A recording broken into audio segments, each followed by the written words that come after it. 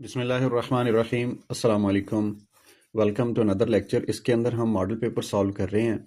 इससे पिछली वीडियो के अंदर मॉडल पेपर का पहला सेक्शन जो कि मारूजी से रिलेटेड था, 40 एमसीक्यूज थे, उसको हल करने का तरीका हमने सीखा था। अब हम करेंगे सेक्शन नंबर 2 को सॉल्व इस लेक्चर के अंदर, और वो किससे रिलेटेड है? शॉर्ट क्वेश्चन से रिलेटेड है।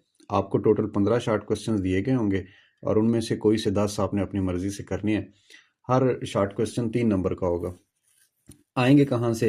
ये सामने आपको स्क्रीन नज़र आ रही है। यहाँ पे पूरी आपकी जो बुक है 8वीं क्लास की, उसकी जो इम्पोर्टेंट एक्सरसाइजें हैं जहाँ से मारूजी और शॉर्ट क्वेश्चन बन सकते हैं, यहाँ पे मैंने लिख दी हैं सारी एक्सरसाइजेस। आप 1 बाय 1 इनको सॉल्व कर लीजिए, इनको सीख लीजिए। अगर आपको पहले से नहीं पढ़ी हुई या नहीं आती या भूल चुके हैं तो आप ऐसा कीजिए कि 3 बातें लिखिए यूट्यूब के सर्च के अंदर। एक तो लिखिए आप मैथ लैब 281, ठीक है। इसके साथ आप लिखिए क्लास 8, और तीसरी बात आप लिखिए जो भी एक्सरसाइज आपने करनी है वो एक्सरसाइज लिख दीजिए। फॉर एग्जांपल आपको एक्सरसाइज 2.2 नहीं आती तो आप क्या लिखें? Exercise 2.2 class 8 math lab 281 YouTube के ऊपर। ये यहाँ भी लिखा हुआ है नीचे भी, तो आपके सामने वो एक्सरसाइज आ जाएगी, आप वहाँ से सीख सकते हैं। तो ये सारी एक्सरसाइज अगर आप कर लेंगे तो मेरी तरफ से आपको गारंटी है कि आप आराम सुकून से कमज़ोर बच्चा भी 80 से लेके 100 तक नंबर ले सकते हैं आराम सुकून से। सेक्शन नंबर 2 जो कि शॉर्ट क्वेश्चन से रिलेटेड है। अच्छा, मैंने किया क्या है कि यहाँ से लेके जो यहाँ तक वाली एक्सरसाइजेज हैं वो पहली 2 स्लाइड के ऊपर लिख दी।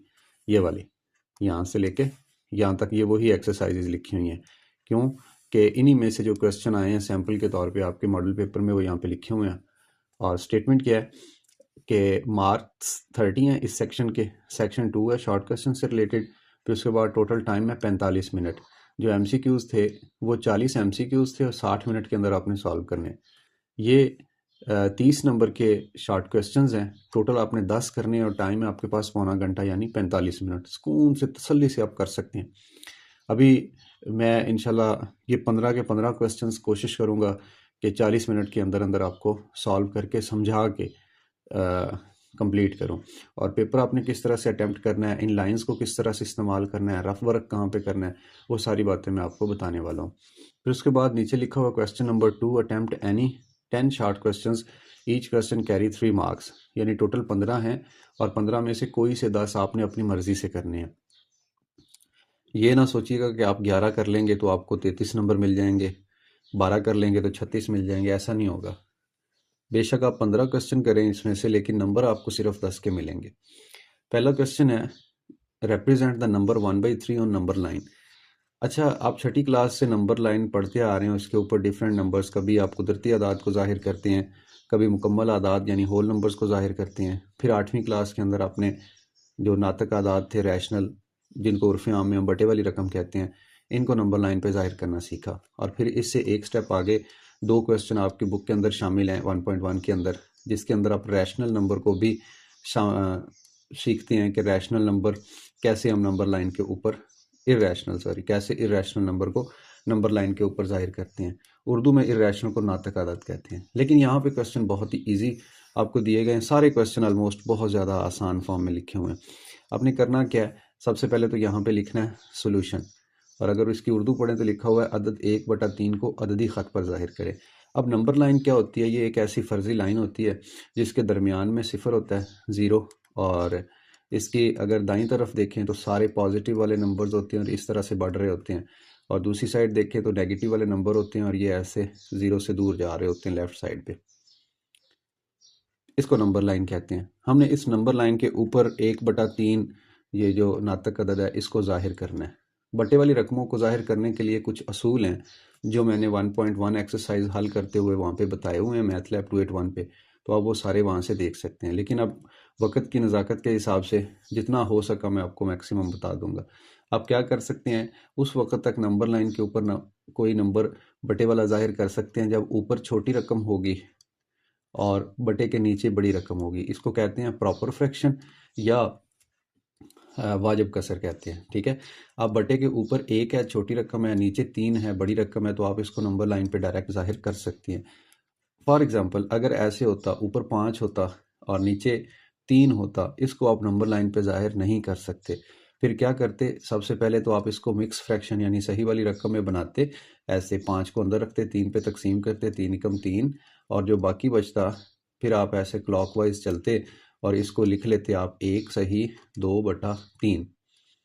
फिर ये देखिए ऊपर छोटी रकम बन गई है, नीचे बड़ी बन गई है, और ये सही वाली रकम आ गई। अब आप इस चीज़ को नंबर लाइन के ऊपर ज़ाहिर कर सकते हैं, इसको नहीं कर सकते थे। ठीक है, अच्छा जी।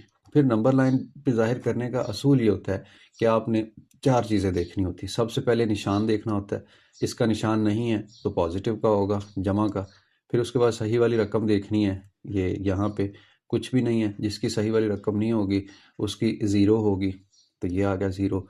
फिर बटे के नीचे वाली रकम देखनी है तीसरे स्टेप में, और फिर बटे के ऊपर वाली रकम देखनी है चौथे स्टेप में। जैसे ये 4 स्टेप आप लिख लेंगे, ये रफ अमल है। ठीक है, अब 1 बाई 1 इसको अप्लाई करते हैं नंबर लाइन के ऊपर। ये जो जमा का निशान है ये आपको बता रहा है कि आपने सारा काम ज़ीरो के दाईं तरफ करना है, इस साइड पे। ठीक है, ये वाली साइड आपने सारी इग्नोर कर देनी है। ये मैं बाद में मिटा दूंगा, समझाने के लिए मैं सिर्फ ये इग्नोर कर रहा हूँ। चलें जी, हमने जमा के निशान का मतलब देख लिया। फिर उसके बाद ज़ीरो है। ज़ीरो का मतलब ये है कि ये वाला अदद और इससे जो अगला अदद है, ये आपने इनके दरमियान में रहना है, यहाँ पे रहना है। ये बाकी सारी आपके काम की नहीं है नंबर लाइन। तो पता चला कि हमारा जो मुतलका क्वेश्चन है उसकी जो शक्ल बनेगी नंबर लाइन के ऊपर, वो सिर्फ 0 और 1 के दरमियान में बनेगी। तो बाकी सारों को इग्नोर कर देते हैं, ये सारी चीज़ें इग्नोर कर दी मैंने। ठीक है, साफ़ सुथरा काम करते हैं हम। ये भी इग्नोर कर देते हैं, ये सारा मैं रेज कर देता हूँ ये। और हमारा काम होगा 0 और 1 के दरमियान में। कैसे पता चला, उसके लिए मैंने आपको बता दिया कि जमा का निशान हमें बता रहा है इस साइड पे जाना है, 0 हमें बता रही है कि 0 और 1 के दरमियान में रहना है, और उसके बाद जो 3 है बटे के नीचे वाली रकम, ये बताती है कि आप इसके 3 टुकड़े कर दें। 2 लाइनें लगाएंगे ना, 2 कट, तो 3 इसके टुकड़े हो जाएंगे। ये भी इस्तेमाल कर ली। फिर उसके बाद ऊपर वाली रकम है 1, जिसको डिनोमिनेटर कहते हैं। तो ये आपको कहता है कि 0 से आप 1 कदम आगे जाएं। ये तो ये जो आगे वाला दूसरा कट लगा हुआ है, मतलब 0 के बाद ये वाला, सॉरी, ये है जी 1/3। तो हमने नंबर लाइन के ऊपर एक दफ़ा फिर से जाहिर करना सीख लिया। तो आपका ये 3 नंबर का क्वेश्चन कंप्लीट हो गया। दूसरा क्वेश्चन में देखें तो लिखा हुआ है राउंड द रैशनल नंबर। इसको आपने राउंड ऑफ करना है। क्या है, 25/29 टू 4 सिग्निफिकेंट फिगर्स। 1.3 से आया है। मैंने ये सारी एक्सरसाइज यहाँ पे लिख दी हैं। अगर तो आप एक्सरसाइजेज कर लें मुकम्मल तो बहुत ही अच्छा है, आप 90 क्रॉस कर जाएंगे।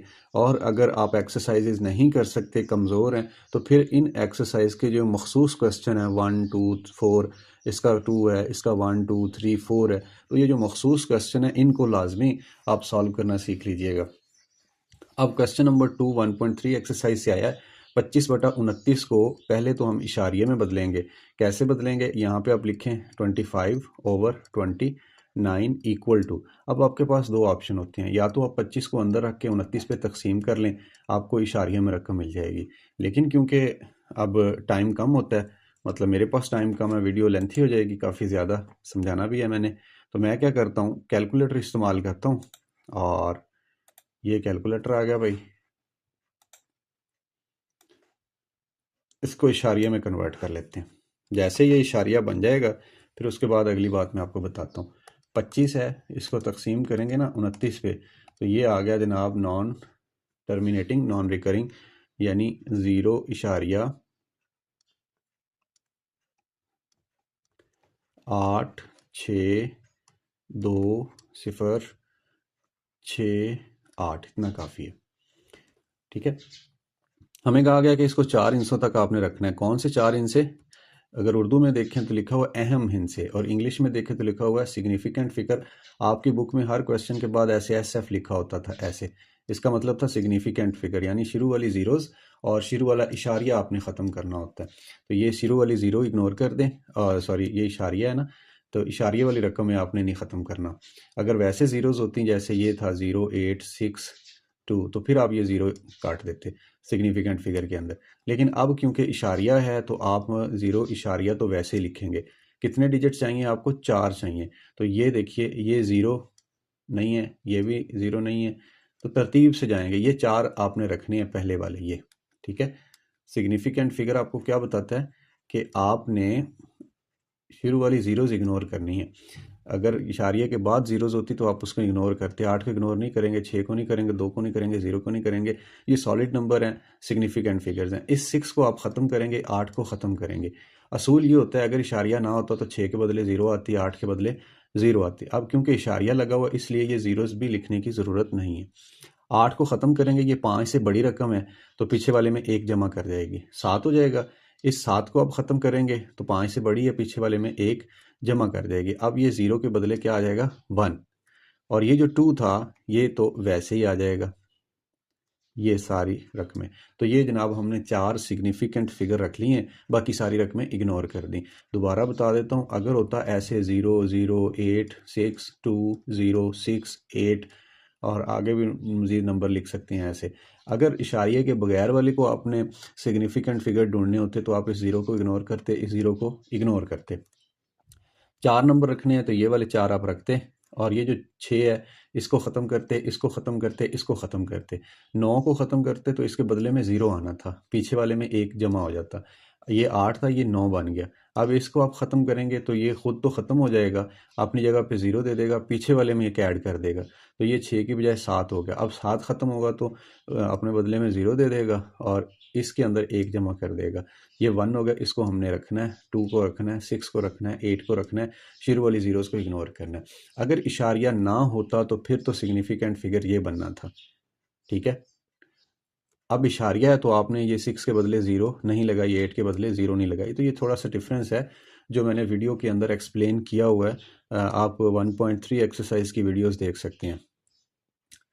नेक्स्ट चलते हैं, बस ये ख़त्म हो गया। नेक्स्ट क्वेश्चन नंबर 3 है जो कि 1.16 एक्सरसाइज से आया है, सेट से रिलेटेड है। स्क्वेयर्स वाले दरमियान में जो पोर्शन है वो आपने छोड़ देना है, क्योंकि वो पैक्टा के एग्ज़ाम 2026 के अंदर जो कि 9 मार्च को हो रहा है, पहले 11 मार्च की डेट थी, अब 9 मार्च की फाइनल डेट शीट आ गई है, तो आप उसको इग्नोर कर देंगे।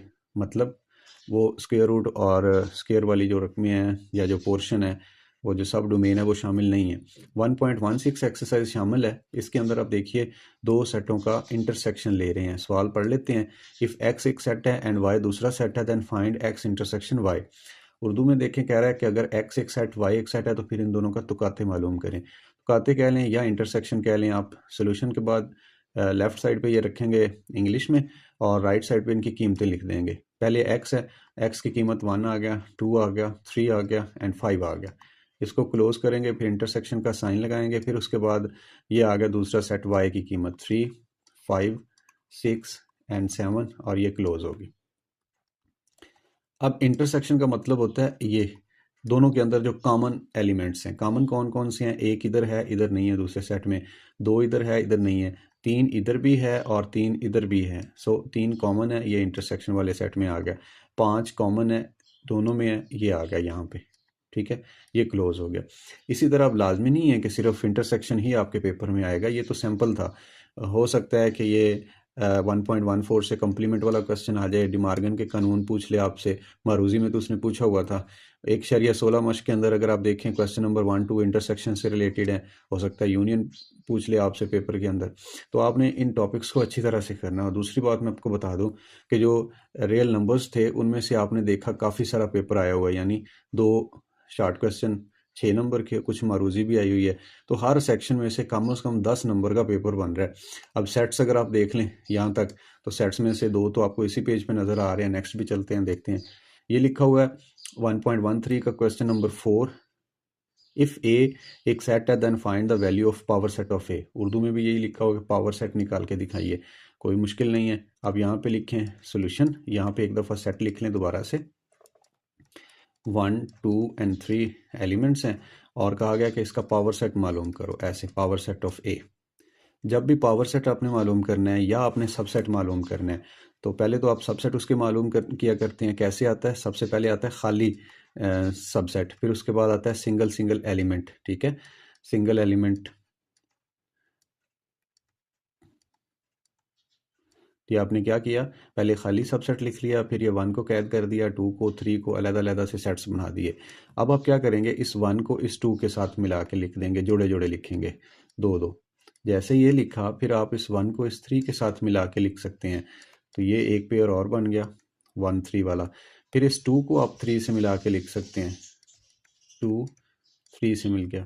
फिर ये पहले खाली, फिर एक एक, फिर दो दो, अब 3 3 वाला एलिमेंट सेट लिखेंगे आप यहाँ पे। ठीक हो गया। तो ये तो सबसेट्स आ गए हैं। जैसे ही सबसेट्स आ जाएं आप इसको किसी एक सेट के अंदर इकट्ठा कर दें, या आप कह दें कि ये सेट के एलिमेंट्स हैं, तो इसको बोलते हैं पावर सेट। आप डायरेक्ट भी निकाल सकते थे ज़ुबानी, जैसा मारूजी के अंदर एक सवाल था, पावर सेट की तादाद मालूम करनी हो या सबसेट्स की तादाद मालूम करनी हो, तो जितने एलिमेंट्स हैं 2 को उतनी दफ़ा ज़रब दे दें। 1 2 3 एलिमेंट हैं, 2 को 3 दफ़ा ज़रब दे दें। ये बन जाएगा 2 ज़रब 2 4 ज़रब 2 8। और अगर फार्मूले वाली तरफ जाएं तो वो होता है 2 की पावर n फार्मूला। अब n की जगह पे 3 आ जाएगा। तो ये एक पूरा फ्रेमवर्क बन गया जिसके ज़रिए आप मारूजी भी हल कर सकते हैं, शॉर्ट क्वेश्चन भी हल कर सकते हैं। 2 की पावर n ये फार्मूला है, और ये सबसेट की तादाद भी 8 बता रहा है, और पावर सेट के एलिमेंट्स की तादाद भी 8 बता रहा है। आप डायरेक्ट भी फाइंड कर सकते हैं। नेक्स्ट चलते हैं। क्वेश्चन नंबर 5 है, जो कि बेसिकली एक्सरसाइज 1.18 से आया है, लेकिन इसी जैसे क्वेश्चन जो दो रकमों के दरमियान प्रोपोर्शन है वो 1.17 के दरमियान है, और अगर 3 आ जाती हैं जिसको कंपाउंड प्रोपोर्शन कहते हैं, तो वो 1.18 एक्सरसाइज यानी 1/18 के अंदर मौजूद है। आपने करना क्या होता है, बहुत ही आसान नौइयत की ये क्वेश्चन है। आपने करना ये है कि इंग्लिश में अगर बात करें तो लिखा हुआ है इफ़ 25 वर्कर्स, ठीक है। फिर उसके बाद ये रुपीज़ लिखा हुआ है, 9 डेज़ लिखा हुआ है। तर्जमा इसका ये बनेगा कि अगर 25 मज़दूर 9 दिन काम करके ये 69,500 रुपये कमाते हैं, तो फिर 15 मज़दूर 12 दिन काम करके कितने पैसे कमाएंगे। इसको कहते हैं कंपाउंड प्रोपोर्शन। अगर उर्दू की बात करूं तो ज़्यादा आसान हो जाएगा। ये लिखा हुआ 25 मज़दूर 9 दिनों में इतने रुपए कमाते हैं, 15 मज़दूर 12 दिनों में कितने कमाएंगे। आपने करना क्या है, बहुत ही सिंपल है। इंग्लिश में चाहें तो, उर्दू में चाहें तो, ये 25 के बाद जो फ़ौरन उर्दू का लफ्ज़ लिखा हुआ है, या इंग्लिश में 25 के बाद फ़ौरन इंग्लिश का लफ्ज़ लिखा हुआ है, आप इसको लिख लें इधर। ऐसे मैं लिख देता हूँ मज़दूर, कितने मज़दूर हैं उनके साथ जो गिनती है वो नीचे लिख लें। फिर अगले गिनती पे चले जाएं। 9 के बाद क्या लिखा हुआ है, दिन लिखा हुआ है। ऐसे ये दिन है, कितने दिन है, 9 दिन। फिर अगली गिनती है ये वाली, इसके बाद रुपए लिखे हुए हैं, तो आप यहाँ पे रुपए ऊपर लिख लें और 69500 ये गिनती नीचे लिख दें। तो ये आपका हाफ सवाल हो गया। फिर उसके बाद आगे लिखो 15 मज़दूर, तो जो पहले आपने मज़दूर लिखे हैं उनके नीचे एक दफ़ा फिर से 15 लिख दें। ये 12 दिनों में कितने रुपए कमाएंगे, ये दिनों के नीचे 12 आ गए। कितने रुपए, ये नामालूम है, इसकी जगह पे हम एक्स लिख देते हैं। अब होगा क्या कि ये आपने एरो लगाने हैं। मैंने एरो वाले मेथड से आपको ये सॉल्व करवाया हुआ है। अगर आपको ये नहीं आते तो दोनों मशकें आप देख सकते हैं मैथ लैब 281 पे। इसको सॉल्व करने का मज़ीद मैं आपको तरीका बताता हूँ कि आपने दो दो चीज़ों को कंपेयर करना है। ये देखें, ये साइड पे अब क्वेश्चन की स्टेटमेंट देखें ही ना, आपने मज़दूर और दिनों को आपस में कंपेयर करना है। अब मज़दूर अगर ज़्यादा होंगे तो वो सॉरी, जो नामालूम चीज़ होती है ना रुपए, उसके साथ आपने मवाजना करना है दूसरी चीज़ों का। ये नामालूम रुपए थे, ठीक है। अब देखिए, अगर मजदूर ज़्यादा दिन काम करेंगे, ज़्यादा के लिए मैं अपवर्ड एरो ऊपर का निशान इस्तेमाल कर रहा हूँ तीर का, तो वो ज़्यादा रुपए कमाएंगे, ठीक है। ज़्यादा रुपए कमाने के लिए ज़्यादा दिन काम करना पड़ेगा। तो दोनों का आप देख रहे हैं तीर का निशान ऊपर की तरफ है, तो आप इधर भी अपवर्ड एरो यूज़ कर सकते हैं दिन के साथ। अब मैं रुपए के साथ मवाजना करता हूँ मज़दूरों का। अब ज़्यादा रुपए कमाने के लिए ज़्यादा मज़दूर चाहिए होंगे हमें, ठीक है। फिर दोबारा ऊपर की तरफ निशान आ रहा है, तो उर्दू में इसको रास्त कहते हैं, तनासब रास्त, और इंग्लिश में इसको डायरेक्ट प्रोपोर्शन कहते हैं। उसके बाद तरीकाकार ये होता है कि जो तीर के ये सिरे की तरफ जो रकम है, ये वाली, ये आपने बटे के नीचे लिखनी है। एक्स वाली रकम एक साइड पे लिखनी है। कैसे लिखेंगे, आप इधर लिख लेते हैं एक्स, और इसके साथ जो रकम आ रही थी वो थी 69500, ये बटे के नीचे आ गई। फिर आप बराबर का निशान इस्तेमाल कर लें, और ये है 12, इसके बटे में आ जाएगा 9, क्यों कि ये एरो हेड की तरफ है। फिर उसके बाद ज़रब का निशान लगाएं, फिर ये लगाएं 15/25, 15 ऊपर 25 नीचे, क्यों कि ये तीर के सिरे वाली तरफ है 25। यहाँ तक आप पहुँचे हैं, फिर उसके बाद कैंसिल आउट कर लें। आपको रकमें काटनी आती हैं, कैलकुलेटर पे तो बड़ी आसानी से हो सकता था, लेकिन मैं क्या करता हूँ, 3 का टेबल इस्तेमाल करता हूँ। पहाड़ा 3 3 9, 3 5 15, फिर 5 एकम 5, 5 5 25, फिर 3 एकम 3 और 3 4 12। ये रकमें हमने काट ली हैं, जो बाकी बच गई हैं उसको ऊपर लिख लेते हैं। कैसे लिखेंगे? x बटा 69500 बराबर है, ऊपर रह गया 4 और नीचे ये रकम रह गई 5। और फिर देखिए x ना मालूम है, 4 वैसे ही 5 बटे में, और ये जो रकमें हैं 69500 ये इधर तकसीम कर रही थी लेफ़्ट साइड पे, उधर जाके ज़रब हो जाएगी। अब इनको आप ऐसे 5 पे कैंसिल कर सकते हैं। मैं टाइम बचाता हूँ तो क्या करूँगा, 69500 इसको ऊपर वाली रकम 4 से ज़रब दे देता हूँ, ये जवाब आ गया। इसको तकसीम कर देता हूँ नीचे वाले 5 पे, तो ये आ गया 55,600 और इसके साथ यूनिट लिखते हैं रुपीज़। यूनिट का नंबर होता है, आप लाजमी लिखिएगा, ये ज़रूरी होता है। तो ये हमारा जो था कंपाउंड प्रोपोर्शन का क्वेश्चन वो भी सॉल्व हो गया। नेक्स्ट क्वेश्चन है जी स्टेटमेंट वाला। Cost price of a car is 4,80,000 and selling price is 3,20,000, find the loss percentage. Urdu में देखें तो गाड़ी की कीमतें ख़रीद ये है, फिर ये कीमतें फ़रोख्त है, नुकसान की फ़ीसद मालूम करें। बहुत इंटरेस्टिंग क्वेश्चन है, और यहाँ मैं आपको मज़ीद वजाहत कर दूँ कि आपने जो प्रॉफिट से मुतल्लिक क्वेश्चन हैं आपकी बुक के अंदर, प्रॉफिट का टॉपिक है, प्रॉफिट के बाद नुकसान लॉस का है टॉपिक, फिर डिस्काउंट का एक टॉपिक है, याद रखिएगा। इनमें से एमसीक्यूज़ भी बनने हैं, इनके अंदर से शॉर्ट क्वेश्चन भी बनना है, और इन्हीं 3 टॉपिक्स के अंदर से आपका लॉन्ग क्वेश्चन भी बनना है। अकेला प्रॉफिट आपने गिनती वाला कैलकुलेट नहीं करना, इसके साथ साथ परसेंटेज भी देखनी है, लॉस की परसेंटेज, डिस्काउंट की परसेंटेज। तो वहाँ पे अच्छे तरीके से आपने सॉल्व किए होंगे, मुझे उम्मीद है। नहीं है तो फिर मैथ लैब 281 ज़रूर देखिए। अब गाड़ी की कीमतें ख़रीद है, तो जो जो डाटा दिया गया है मैं यहाँ पे लिख लेता हूँ, कीमतें ख़रीद। और इसको अगर इंग्लिश मीडियम वाले बच्चे लिखेंगे तो वो लिखेंगे कॉस्ट प्राइस। कितनी है जनाब? 4,80,000 रुपये। ठीक है, फिर उसके बाद कीमतें फ़रोख्त है, और इसको कहते हैं सेलिंग प्राइस या एसपी। ये है 3,20,000। ठीक है, अब नुकसान हुआ है, हमें नज़र आ रहा है कि 4,80,000 रुपये की चीज़ लेके 3,20,000 की बेचेंगे तो डेफिनेटली नुकसान होगा। कैसे नुकसान निकालेंगे? कीमतें ख़रीद माइनस कीमतें फ़रोख्त। कीमतें ख़रीद कितनी है जनाब? 4,80,000 रुपया, और सेलिंग प्राइस कितनी है? 3,20,000 रुपया। तो ये कमोबेश 1,60,000 रुपये का जनाब को नुकसान हुआ है। ठीक है, अब ये गिनती में तो निकालना ही नहीं था, हमें तो चाहिए फीसद के अंदर। उसने पूछा नुकसान की परसेंटेज बताइए। हाँ, अकेला नुकसान ये एमसीक्यूज़ के लिए पूछ सकता है, नुकसान परसेंटेज ये लॉन्ग या शॉर्ट क्वेश्चन में आ सकती है। अच्छा, अब उसके लिए फार्मूला मैं लिख देता हूँ, आपको बता भी देता हूँ कि इसी तरह के काफ़ी सारे फार्मूले हैं, 3 तो ज़रूरी हैं।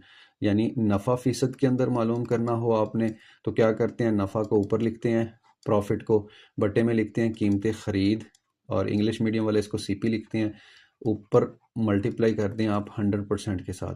फिर अगर आपने नुकसान का परसेंटेज मालूम करना हो तो क्या करते हैं, नुकसान परसेंटेज के लिए आप नुकसान गिनती वाला ऊपर लिखते हैं, जैसे इस केस में अभी हम कर रहे हैं सॉल्व, कीमतें ख़रीद को नीचे लिखते हैं और 100% से मल्टीप्लाई कर देते हैं। फिर उसके बाद तीसरा टॉपिक मैंने आपको बताया डिस्काउंट वाला। डिस्काउंट के अंदर आप क्या करते हो, परसेंटेज निकालने के लिए आप डिस्काउंट की जो गिनती कीमत होती है वो ऊपर लिखते हो डिस्काउंट, और बटे के नीचे अब ख़रीद नहीं आएगा, अब यहाँ पे मार्क्ड प्राइस आएगी, जो किसी आर्टिकल के डब्बे के ऊपर लिखी होती है ना कीमत, उसको कहते हैं मार्क प्राइस। अब कुछ लोग इसको सीपी भी कह देते हैं ना, सीपी, लेकिन ये असल में मार्क प्राइस होती है, जो डब्बे के ऊपर लिखी होती है ना, असल कीमत जिसको कहते हैं। चलें खैर, अब इनमें से हमारे मुतालिक जो फार्मूला है वो ये वाला है, नुकसान फ़ीसद वाला। तो मैं अब वही फार्मूला यहाँ पे इस्तेमाल करता हूँ। मैं क्या लिखूँ, अच्छा थोड़ा कलर चेंज कर लेते हैं। नुकसान फ़ीसद में मालूम करने के लिए आप यहाँ पे फार्मूला लिखेंगे पहले, नुकसान। अच्छा, ये फार्मूला लिखने का भी नंबर होता है, याद रखिएगा।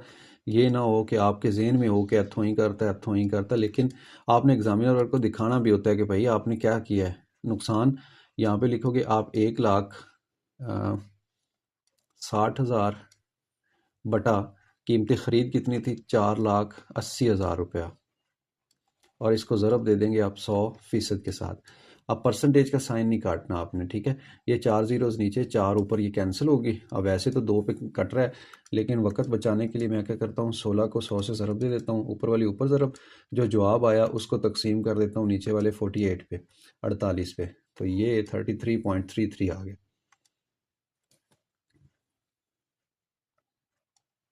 33.33%। नुकसान आ गया कितना भाई, हर 100 के पीछे उसे 33.5 रुपये तकरीबन नुकसान हुआ। फिर चलते हैं जी क्वेश्चन नंबर 7 की तरफ, जो कि सीक्वेंसेस से रिलेटेड है, अरिथमेटिक सीक्वेंस और ज्योमेट्रिक सीक्वेंस। ये आपका टॉपिक है 2.2 एक्सरसाइज और 2.3 एक्सरसाइज के अंदर। इनकी जनरल टर्म कैसे मालूम करते हैं, जनरल टर्म दी होती है तो फिर आप सीक्वेंस कैसे मालूम करते हैं। अरिथमेटिक की अगर जनरल टर्म की बात करें तो आपने पढ़ा है ए एन बराबर होता है पहली टर्म प्लस एन माइनस 1 ज़रब डी, और ज्योमेट्रिक की बात करें तो ये बराबर होती है A1 और कॉमन रेशो R-1। तो ये दो फार्मूले हैं जो बहुत ज़बरदस्त तरीके से इस्तेमाल होंगे आपके पेपर के अंदर, और कमो बेश 10 नंबर का सवाल सिर्फ सीक्वेंस में से बनेगा।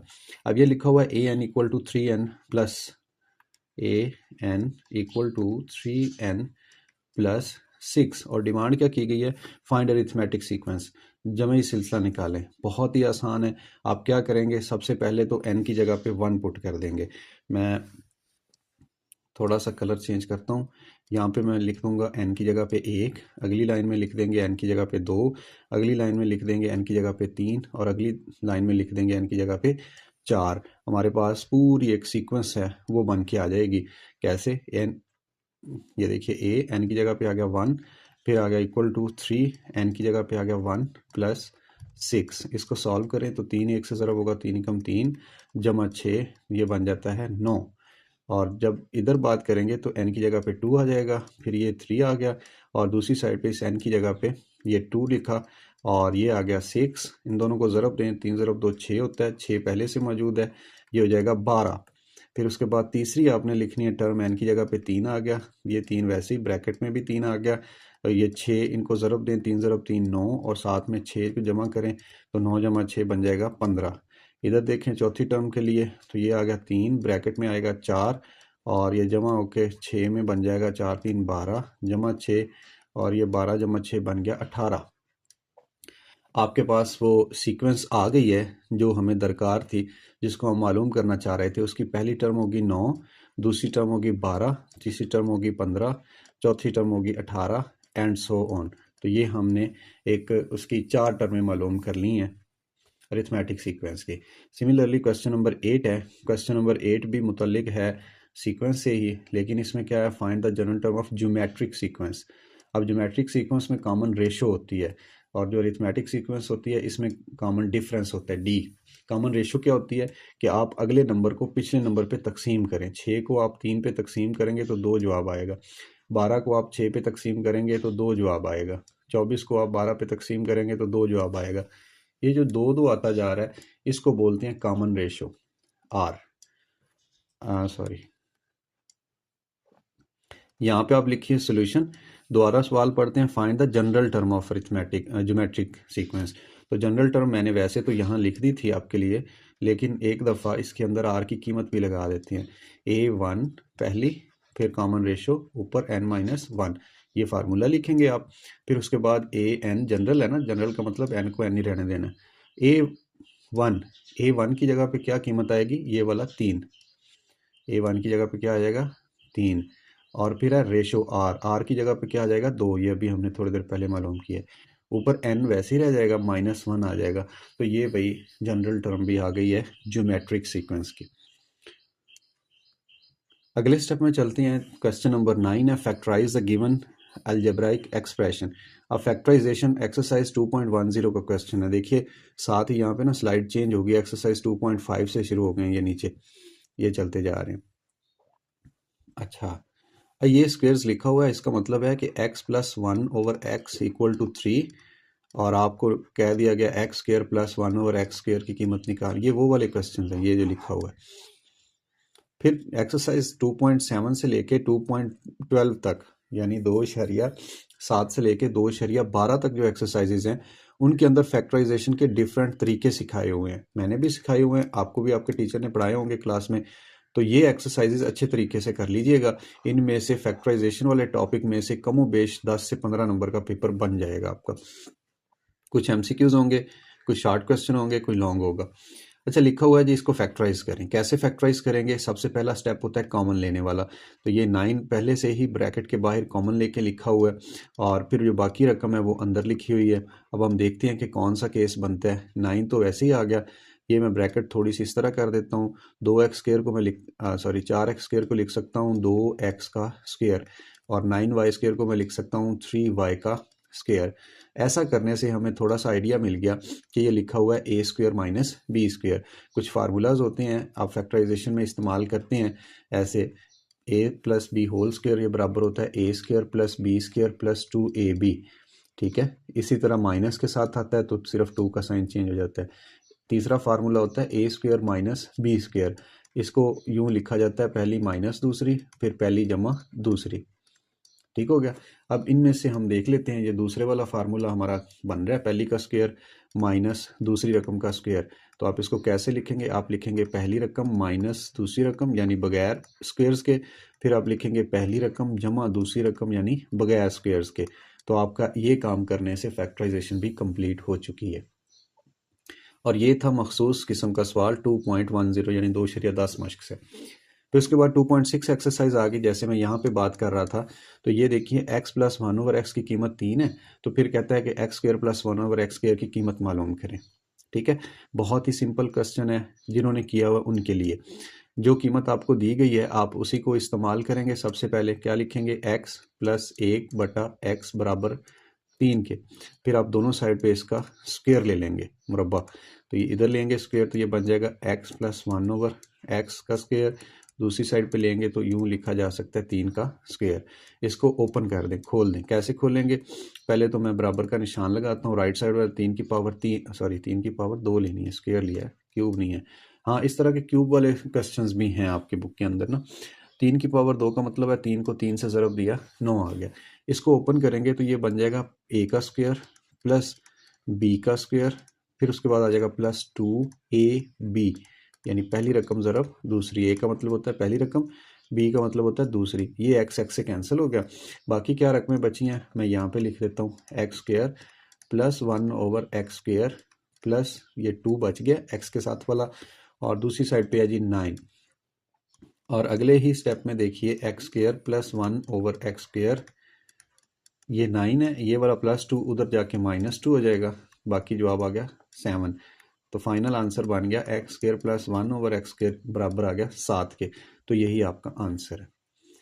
और उसके बाद क्वेश्चन नंबर 11 3.4 एक्सरसाइज है। ये 3.4 एक्सरसाइज ये खड़ी। अच्छा, याद रखिए 3.1 से लेके 3.4 तक ये खास मशकें हैं। इनमें 3 टॉपिक्स कौन से होंगे? जैसे प्रॉफिट, लॉस और डिस्काउंट इकट्ठे आते हैं, बिल्कुल वैसे ये 3.1, 3.2, 3.4, 3.3 के अंदर पिरामिड है जो कि ऐसे ट्राइंगल से मिलके बना होता है पिरामिड। वैसे मैंने तो सॉल्व करवाया है, आपका पता नहीं आपने पहले पढ़ा हुआ है या नहीं पढ़ा हुआ। इसके नीचे एक स्क्वायर होता है ऐसे करके, तो डिफरेंट इसके क्वेश्चन आते हैं। 3.3 आप इसको स्किप भी कर सकते हैं, मैं आपको मशवरा देता हूँ कि इसके फार्मूले थोड़े से हैं कमज़ोर बच्चों के लिए, ये उन्हें कंफ्यूज करेगा, इसलिए मैंने यहाँ पे जो आपके लिए लिखा है उसके अंदर ये एक्सरसाइज नहीं लिखी, आप इसको ऑप्शन में छोड़ सकते हैं। हाँ, अगर आप करने का शौक रखते हैं, सॉल्व करना चाहते हैं, तो फिर मैथ लैब 281 पे आप लिखिए एक्सरसाइज 3.3, आपको वहाँ पे सोल्यूशन मिल जाएगा। प्रॉफिट, लॉस और डिस्काउंट की तरह 3.1, 3.2, 3.1, 3.2 और 3.4 एक्सरसाइज, जिसमें सर्कल से रिलेटेड क्वेश्चन है, और जो सफ़ेयर होती है जिसको हम फुटबॉल से कंपेयर करते हैं, फुटबॉल है या कोई भी गोल सॉलिड चीज़ है या ऐसी चीज़ जिसके अंदर खला है। एक सॉलिड हेमिस्फीयर होता है, सॉलिड स्फीयर होती है, एक हॉलो स्फीयर होती है। तो आपने इस तरह की शक्ल पढ़ी होगी आपकी बुक के अंदर। इसके 2 फार्मूले होते हैं, एक होता है एरिया से मुतालिक, एक होता है वॉल्यूम से। और बाई चांस आपके यहाँ मॉडल पेपर के अंदर दोनों क्वेश्चन दिए गए हैं। क्वेश्चन नंबर 11 देख लें, लिखा हुआ है फाइंड द सरफेस एरिया। इसका एरिया निकालना है of a sphere whose radius is 8 centimetre. अब रेडियस आपको दे दिया गया है 8 सेंटीमीटर और कहा गया है कि आप एरिया निकाल के बताएं किसका? जैसे ही शक्ल चेंज होगी वैसे ही फार्मूला भी चेंज हो जाएगा। अब याद रखिए यहाँ पे उसने हमसे डिमांड किया है स्फीयर का एरिया, यानी फुटबॉल के ऊपर जो चमड़ा लगा होता है वो जो उसकी सरफेस बनती है, सतह बनती है, उसका एरिया मालूम करना है। तो वो इक्वल होता है 4πr² के। और अगर आप दायरे का मालूम कर रहे हो तो दायरे में 4 नहीं आता, सिर्फ πr² आता है दायरे का, अगर रकबा मालूम करना हो। जैसे शेप चेंज होगी उसी तरह फार्मूला भी चेंज हो जाएगा। अब एरिया के अंदर कीमतें लगा दें। मैंने कहा था कि 40 मिनट में क्लोज करने की कोशिश करूंगा, लेकिन अभी हमारे 4 क्वेश्चन बाकी हैं, कोई बात नहीं। पाई की जगह पे आ जाएगा 3.14 और आर की जगह पे जो कीमत दी गई है सवाल में वो लिख देंगे, और इसके साथ साथ सेंटीमीटर भी था ये। तो अब इनको आपस में हम ज़रब देते हैं, लेकिन पहले 8 का स्क्वायर है उसको मालूम कर लें। अब वो स्क्वायर कैसे मालूम करेंगे, या तो 8 8 64 लिख दें डायरेक्ट ही, और सेंटीमीटर के ऊपर स्क्वायर आएगा तो ये इस तरह से आ जाएगा। इसको आप 8 ज़रब 8 भी लिख सकते थे। अब हम कैलकुलेटर का सहारा लेते हैं, अपना वक्त बचाते हैं। 4 को ज़रब देंगे 3.14 के साथ, ये दोनों की ज़रब होगी। फिर जवाब को ज़रब दे देंगे 64 के साथ, 64 के साथ। तो आपका फाइनल आंसर जो बना वो बना 8.3 803.84, सॉरी ये आंसर है। और साथ में यूनिट लिखना है, जो एरिया होता है उसके लिए यूनिट के ऊपर पावर 2 आती है। ठीक हो गया, ये क्वेश्चन भी आपका ख़त्म। फिर चलते हैं नेक्स्ट स्लाइड के ऊपर, क्वेश्चन नंबर 12 को हल करते हैं। अब मैं थोड़ा सा कलर मज़ीद चेंज करता हूँ। लिखा हुआ है कि a spherical tank is of radius 25 centimetre. अब इसका रेडियस आ गया जी 25 centimetre. How many litres of water can contain it, उसके अंदर कितना पानी डल सकता है। 3.4 एक्सरसाइज के अंदर इस तरह के स्टेटमेंट वाले क्वेश्चंस हैं जो कि सफ़ेयर से मुतल्लिक है। मैं आपको बता रहा था कि सफ़ेयर का एरिया भी पूछा जा सकता है, वॉल्यूम भी पूछा जा सकता है, तो आप इनको थोड़ा अच्छे तरीके से सॉल्व कर लीजिएगा।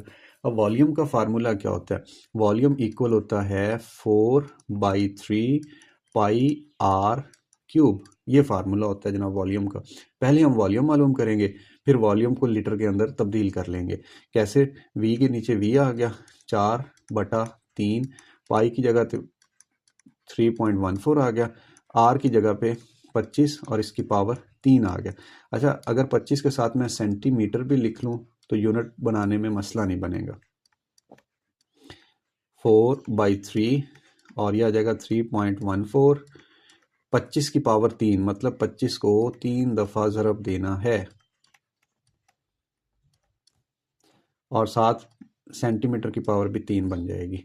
अब इनको आपस में ज़रब दे देते हैं, 25 ज़रब 25 ज़रब 25, ये बन गया क्यूब की वैल्यू। फिर इसी जवाब को ज़रब देना है 3.14 से, फिर इसी जवाब को ज़रब देना है आपको 4 से।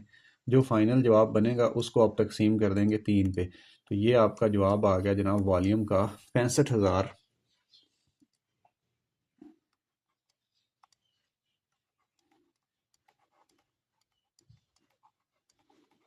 416.67 सेंटीमीटर क्यूब। ये आपने गलती कभी नहीं करनी, जो वॉल्यूम होता है उसके यूनिट के ऊपर पावर 3 आती है, और जो स्क्वायर होता है उसके यूनिट के ऊपर पावर 2 आती है। अच्छा, अब हमने इसको लीटर बनाने हैं, तो याद रखिए जो 1 लीटर होता है ये बराबर होता है 1000 सेंटीमीटर क्यूब के, ऐसे। तो अब क्या करेंगे, इस 1000 को इधर लाके तकसीम, ठीक है, इसको तकसीम कर देंगे। कैसे तकसीम करेंगे कि ये 65416.67 है, इसको हम 1000 पे तकसीम कर देंगे तो ये जो सेंटीमीटर क्यूब है अब ये कन्वर्ट हो जाएगा। ये रकम लिखी हुई है, इसको 1000 पे तकसीम कर देते हैं तो 65 लीटर बन गया तकरीबन। सॉरी, कितने चली गई,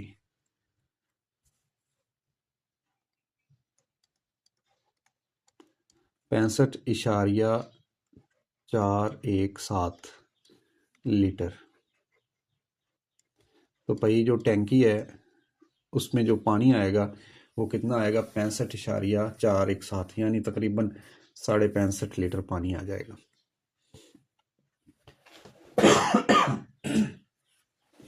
एक्सक्यूज मी। क्वेश्चन नंबर 13 है। अब 13 में हमसे पूछा गया है कि ये जो आपको if the given triangles are congruent, अगर ये दो कंग्रेंट होती हैं, अगर दी गई मुसलसल मतमासल हैं तो इसका मफरूज़ा लिखें।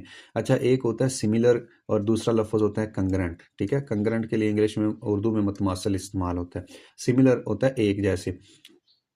अच्छा, कंग्रेंट के लिए मैं पहले तो आपको ज़ुबानी बता देता हूँ। दो ऐसी शक्लें जिनका साइज़ भी एक जैसा हो, जिनकी शक्ल भी एक जैसी हो, जिनकी साइड्स भी एक जैसी हों, जिनके ज़ाविये या एंगल्स भी एक जैसे हों, मतलब ये कि इनके अंदर कुछ भी मुख्तलिफ ना हो, तो ऐसी शक्ल को कंग्रेंट ट्रायंगल कहते हैं। लेकिन अगर ऐसा हो जाए कि शक्ल तो एक जैसी हो लेकिन साइज़ का फ़र्क हो, तो वो सिमिलर होंगी, एक बड़ी हो एक छोटी हो, वो सिमिलर होती है। इस तरह की मारूसी भी थी और यहाँ भी हो गया। इस तरह के क्वेश्चन का आंसर आपने जब देना है ना, तो ये एक बात याद रख लीजिए, ट्रिपल एस, फिर एस ए एस, और फिर ए एस ए, और यहाँ पे लेफ्ट साइड राइट साइड, वो बस तीन ही काफ़ी हैं, 3 नंबर का है ना। तो आप इसको क्या लिखेंगे, साइड साइड साइड, इसको बोलते हैं साइड एंगल साइड, इसको बोलते हैं एंगल साइड एंगल।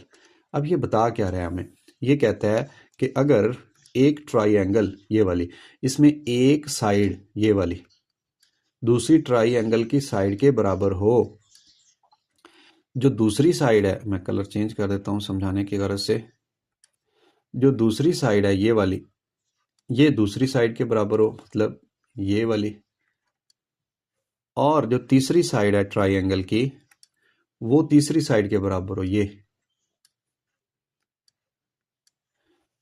अगर ऐसा हो जाए तो फिर वो दोनों ट्राइंगल कंग्रेंट होंगी। मफरूज़ा एक ऐसी स्टेटमेंट को कहते हैं जो हम खुद से फ़र्ज़ कर लेते हैं। मिसाल देता हूँ, इसका प्रूफ नहीं होता मफरूज़े का। अच्छा, ये देखिए, फ़र्ज़ किया कि 2 पॉइंट्स हैं, 2 पॉइंट्स को मिलाने वाली सिर्फ़ और सिर्फ़ एक ही लाइन हो सकती है। अब इसको हम कैसे प्रूफ करेंगे, इसको प्रूफ नहीं कर सकते, लेकिन ये हमारी अक्ल मानती है कि भाई वाकई ऐसा होता है। इसी तरह जो इसको मफरूज़ा कहेंगे ना, 2 पॉइंट्स को मिलाने वाली सिर्फ़ और सिर्फ़ एक लाइन है, ये मफरूज़ा है। इसी तरह कंग्रेंट ट्रायंगल के लिए हम ये मफरूज़ा या एक स्टेटमेंट फ़र्ज़ कर लेते हैं कि अगर भाई तीनों साइडें एक जितनी होंगी तो फिर वो कंग्रेंट ट्रायंगल होंगे। इसी तरह अगर हम कहें कि सिर्फ दो साइड्स एक जैसी हैं और एक एक एंगल दोनों में एक जैसा है, तो फिर हम कहेंगे कि भाई अच्छा, साइड्स भी मुतलका होनी चाहिए। अगर ये वाली साइड है तो ये इसके बराबर हो, ये वाली साइड है तो इसके बराबर हो, और इनके दरमियान बनने वाला जो एंगल है वो भी बराबर हो, तो फिर हम कहेंगे कि वो ट्राइंगल्स कंग्रेंट हैं। इसी तरह अगर दो एंगल आ जाएं और उनके दरमियान वाली जो साइड आ जाए, ठीक है, अगर वो बराबर हो जाती हैं दोनों ट्रायंगल के अंदर, तो वो कंग्रेंट होंगे। फिर चलते हैं जी हम चैप्टर नंबर 5 के अंदर। ये चैप्टर नंबर 4 से था, डोमेन 4.2 एक्सरसाइज से। 4 डोमेन भी इंपॉर्टेंट है मारूजी और शॉर्ट क्वेश्चन के हिसाब से। हाँ, अगर आप डोमेन 4 को छोड़ सकते हैं तो आप मतलब शॉर्ट क्वेश्चन जो आएगा वो तो आप ऑप्शन में छोड़ सकते हैं। मारूजी के लिए आपको पहली एक्सरसाइज लाजमी कर लेनी चाहिए जिसमें कंग्रेंट और सिमिलर शेप्स के बारे में है।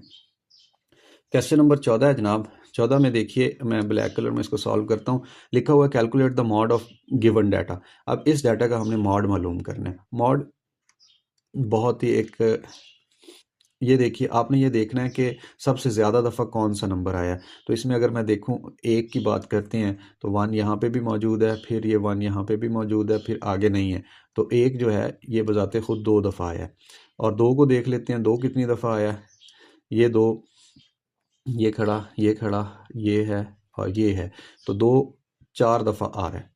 फिर 3 की बात करते हैं तो ये 1 दफ़ा है। सबसे ज़्यादा दफ़ा कौन सा नंबर नज़र आ रहा है हमें, इसमें 2 नज़र आ रहा है। तो इसका जो मॉड होगा, आप यूँ आंसर लिखेंगे, इसका मॉड वो बराबर है जनाब 2 के। अच्छा, ये आपने लिखना कि कौन सा नंबर ज़्यादा दफ़ा आ रहा है, ये नहीं लिखना कि कितनी दफ़ा आ रहा है। मतलब अगर आप 4 लिखेंगे मॉड तो गलत हो जाएगा।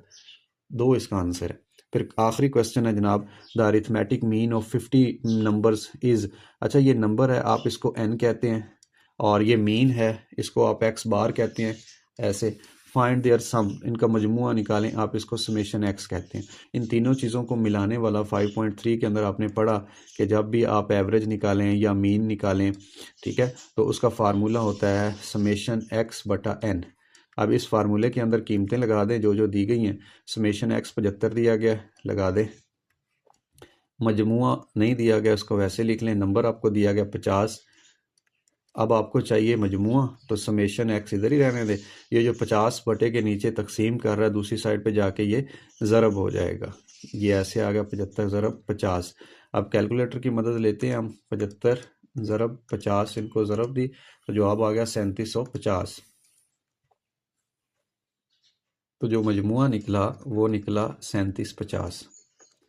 अब इसके साथ कोई यूनिट नहीं है, मीटर सेंटीमीटर या कोई कीमत आपने नहीं लगानी। बस यही आपका जनाब आंसर था। और इस सेक्शन के अंदर, इस वीडियो के अंदर हमने सेक्शन नंबर 2 8वीं क्लास के मॉडल पेपर पैक्टा बोर्ड का हल किया। और इसका पेपर आपका होगा 9 मार्च 2026 को। पहले 11 मार्च का प्लान था, लेकिन अब फाइनल डेट शीट 9 मार्च की आ गई है। अच्छे तरीके से तैयारी कीजिए। कोई मसला अगर हो तो आप मेरे साथ कांटेक्ट भी कर सकते हैं, कमेंट सेक्शन में कमेंट करके भी पूछ सकते हैं। और कोई भी एक्सरसाइज आपको नहीं आती पूरी बुक के अंदर, तो आप मैथ लैब 281 जो मेरा चैनल है, आप वहाँ पे सर्च करके देख सकते हैं। सबसे पहले शुरू में मैंने आपको बताया कि आप सर्च कैसे करेंगे। नेक्स्ट लेक्चर के अंदर इंशाल्लाह हम इसका सेक्शन नंबर 3 जो कि लॉन्ग क्वेश्चन से रिलेटेड है उसको हल करेंगे इंशाल्लाह।